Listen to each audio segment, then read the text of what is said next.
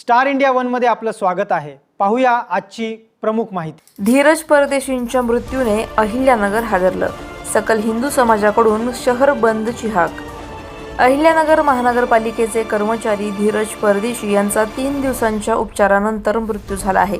3 दिवसांपूर्वी मुकुंदनगर परिसरात झालेल्या मारहाणीत परदेशी गंभीर जखमी झाले होते। खासगी रुग्णालयात त्यांच्यावर उपचार सुरू होते, मात्र उपचारादरम्यान त्यांचा मृत्यू झाला। या घटनेनंतर सकल हिंदू समाज आक्रमक झाला असून अहिल्यानगर शहर बंदची हाक देण्यात आली आहे। संतप्त कार्यकर्ते रस्त्यावर उतरले असून कापड बाजार, चितळे रोड आणि नवी पेठ परिसरात दुकाने आणि आस्थापना बंद ठेवण्याचं आवाहन केलं जात आहे।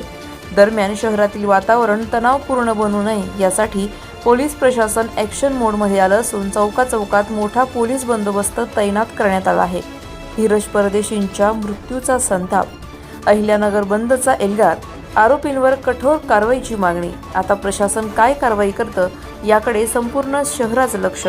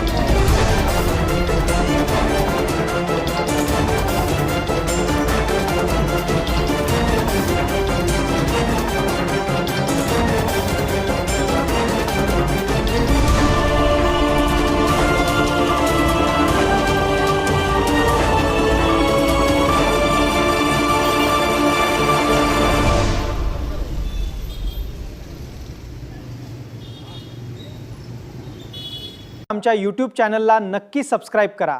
पाहत रहा स्टार इंडिया। फेसबुक आणि इंस्टाग्राम स्टार इंडिया वनला फॉलो करा। पाहिल्याबद्दल धन्यवाद।